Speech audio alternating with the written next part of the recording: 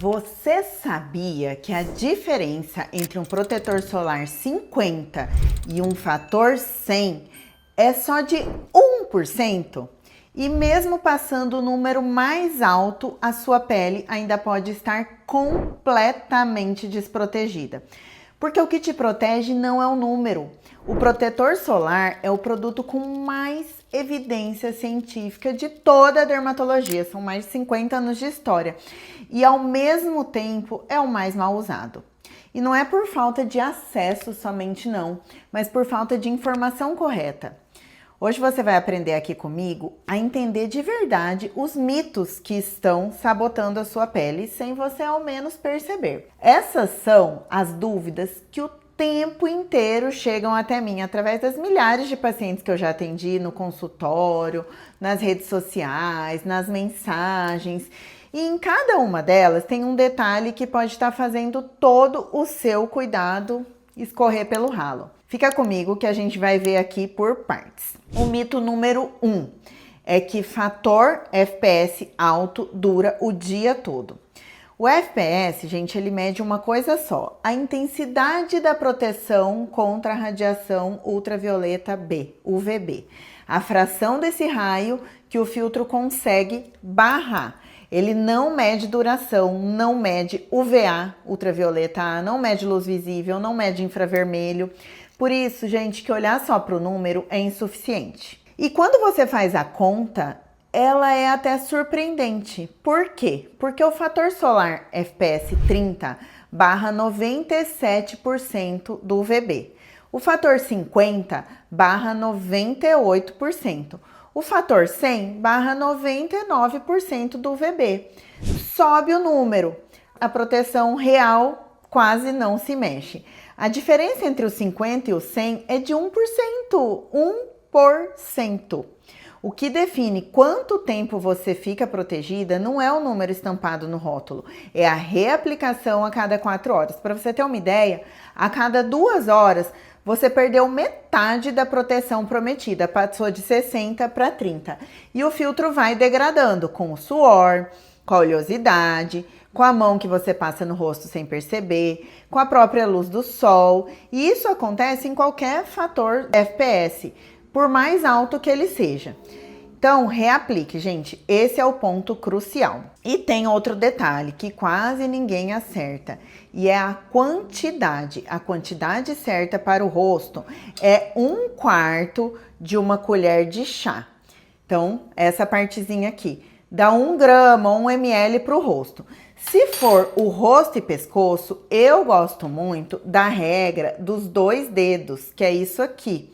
Riscando 2 dedos de produto ou metade dessa colher de chá, provavelmente você passa menos da metade disso. E é aí que mora o problema na mão, então, né? Passando menos, o fator solar efetivo cai junto na mesma proporção. Então, você comprou um fator 50 e está recebendo muito menos do que isso na prática. Então, a quantidade importa tanto quanto a frequência. Mito número 2. Em dia nublado ou dentro de casa, você não precisa de protetor. E aqui você precisa separar os 2 raios. O UVB, que tem no FPS, é o que causa a queimadura, a pele vermelha e é o que é medido ali, FPS 30, 50, parará. Esse, a nuvem barra um pouco e tem pico mais ou menos meio-dia. Mas tem o UVA. E esse é o vilão silencioso, é o raio que causa fotoenvelhecimento, é o raio que causa manchas, que quebra o colágeno e ele atravessa a nuvem, atravessa o vidro com intensidade constante do nascer ao pôr do sol. Basta estar de dia, tem UVA. Dentro do carro, do lado da janela, em dia cinzento, ele tá ali do mesmo jeito. E, gente, ainda tem a luz visível. A da tela do computador, a da tela do celular, da lâmpada de LED. Essa luz é muito ruim para quem tem mancha. Ela desencadeia, piora o melasma, oxida a célula. E o pior de tudo é que o filtro tradicional não bloqueia. E tem uma faixa ainda mais subestimada, que é o UVA longo, também chamado de UVA1. Ele fica na faixa de 340 a 400 nanômetros.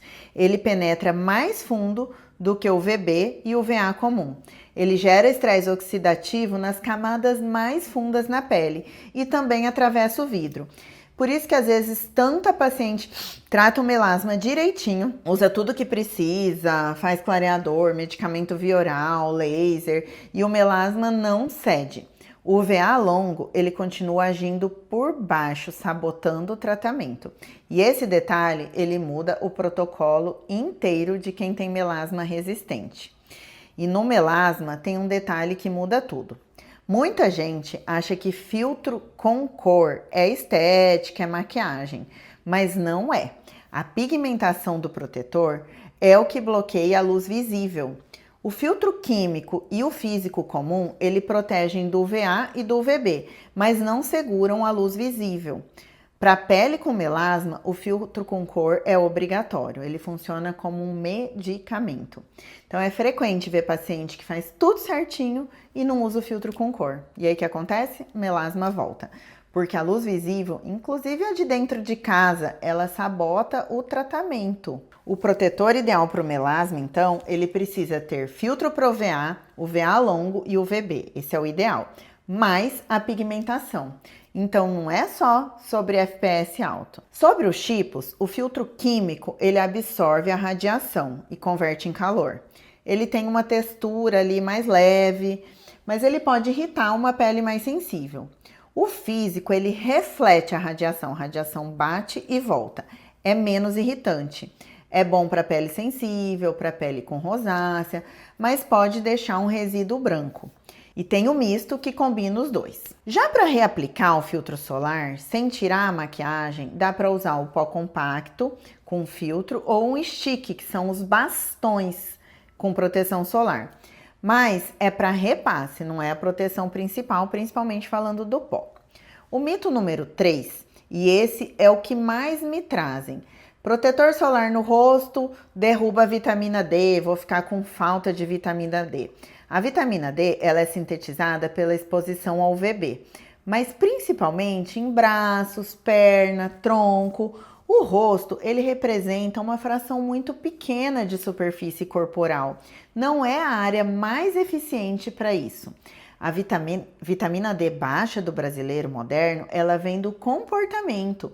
A gente vive principalmente em ambientes fechados o dia todo. Ela não vem do protetor solar no rosto. A solução, ela é relativamente simples. Ou você vai expor braços e pernas por 15, estourando 20 minutos em horário de UVB de ultravioleta mais baixo, antes das 10, depois das 16.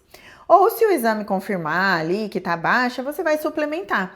Porque a produção de vitamina D, ela é geneticamente determinada. E a exposição sozinha, ela não garante nada. Então, você não vai abrir mão do protetor no rosto por isso, cada coisa no seu devido lugar. Ou você está usando isso de desculpa. E aí entra uma polêmica que circulou muito. Uma atriz influenciadora defendeu não usar protetor solar, hidratar a pele com óleo e tomar sol sem proteção. Gerou maior polêmica e aí meses depois ela publica lá um story saindo e aplicando protetor solar. Gente, a Sociedade Brasileira de Dermatologista se posicionou rápido, publicamente, caiu em cima e com toda a razão. Porque saúde, gente, não é opinião, é ciência. São mais de 50 anos de estudo de um lado e um vídeo viral de uma influenciadora do outro. Não dá, né? Ir ao sol com óleo na pele é receita para se queimar, para queimadura grave. É muita irresponsabilidade. Fotoenvelhecimento acelerado, enfim. E um risco real de câncer de pele. E tem 2 pontos que fecham isso. A melanina, a pele mais escura, ela protege do UVB, da queimadura, mas ela não protege do UVA. Então, as mais morenas, negras, não estão protegidas do fotoenvelhecimento e do melasma que acontecem em todos os fototipos, inclusive nas peles mais escuras. E o que importa no protetor não é o preço, nem a embalagem bonita, é o espectro que ele cobre, a formulação e, acima de tudo, a reaplicação. Então, se você cuida e não vê resultado, na maioria das vezes não é falha sua, pode ser uma lacuna de informação. Ninguém te explicou direitinho como usar. E agora que você sabe, a quantidade, a reaplicação, a cor, todo dia, inclusive em dia nublado, dentro de casa, não tem mais desculpa. Se você tem um melasma resistente ou quer entender qual o protetor faz mais sentido para o seu tipo de pele, para a sua particularidade especificamente, isso é o que a gente avalia numa consulta ou numa avaliação presencial, porque cada pele conta a sua história e tem o seu protocolo. Então é isso. O que protege a sua pele é como você usa o protetor solar. A quantidade, a reaplicação, a cor, o número do FPS e a marca, eles podem pesar muito menos do que você pensa ou do que parece. Então, se esse vídeo desmontou algum mito que você acreditava, compartilha com uma amiga que precisa ouvir isso. E me conta aqui nos comentários qual era o erro que você cometia. Eu aposto que você não estava sozinha. Então ativa o sininho que toda semana tem conteúdo novo por aqui. Eu estou à disposição e um grande beijo e até o próximo.